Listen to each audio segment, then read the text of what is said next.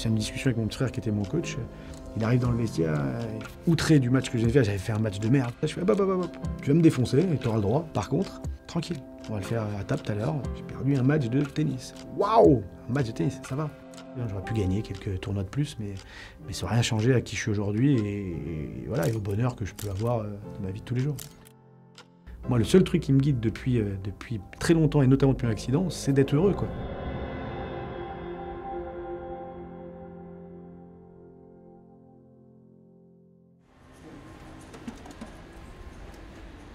Je m'appelle Mickaël Jérémiaz, j'ai 40 ans, je suis ancien champion paralympique en tennis fauteuil et porte-drapeau aux Jeux de Rio en 2016 et retraité depuis, retraité sportif. C'est compliqué quand on est sportif de haut de choisir le moment de l'arrêt, parce que souvent c'est parce qu'on est trop vieux ou parce qu'on est blessé ou parce qu'on est moins performant. Mais en fait de le choisir, mais voilà, c'est de lui sourire, quoi. Ça fait 22 ans que j'ai mon accident.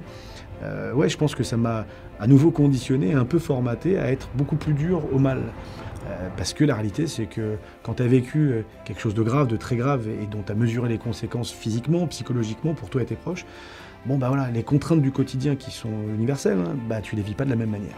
Donc moi, ma meilleure préparation mentale pour accepter, pour me préparer à affronter l'adversité, ce qui est le cas de n'importe qui dans la vie de tous les jours, c'est de relativiser sur l'importance des choses de la vie. Nous nous retrouvons aujourd'hui dans le cadre de la semaine européenne pour l'emploi des personnes handicapées. Nous avons le plaisir d'accueillir Mickaël Jérémiaz.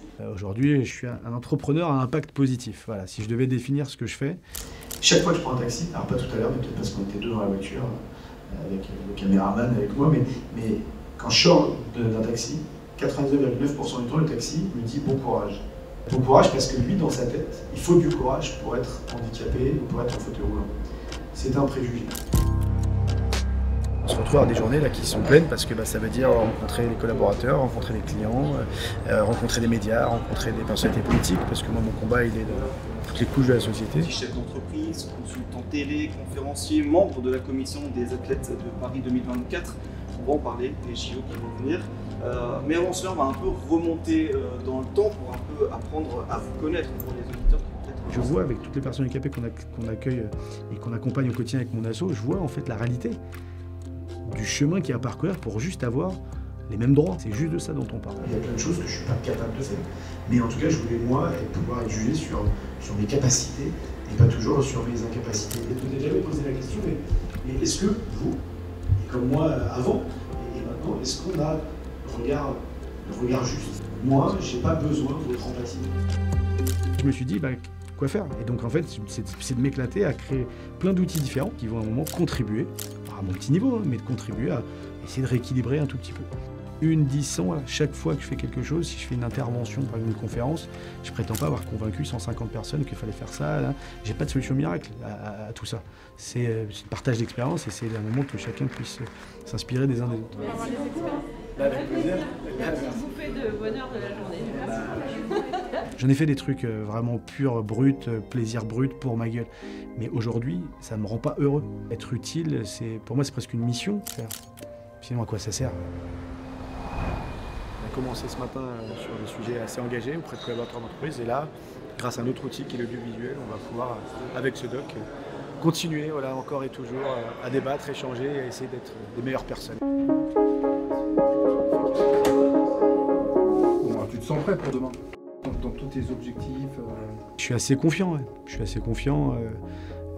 Et puis parce qu'encore une fois, si je me plante, c'est pas très grave. Tu vois, je ferai autre chose. J'essaie de comprendre pourquoi.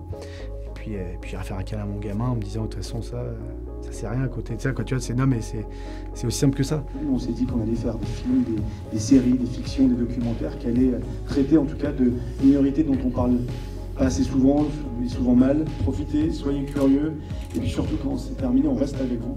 Vous allez voir, parce que là on va le regarder ensemble le film, les réactions des gens, ce que les gens veulent partager, leurs commentaires, leurs critiques, les débats que ça pose.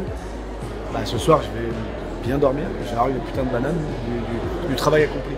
Voilà, d'avoir fait des choses intéressantes et utiles. Et c'est déjà pas mal. Bonne projection à toutes et à tous, et puis à tout à l'heure. C'est juste d'apprendre un moment à prendre un tout peu de recul. La vie elle est belle après.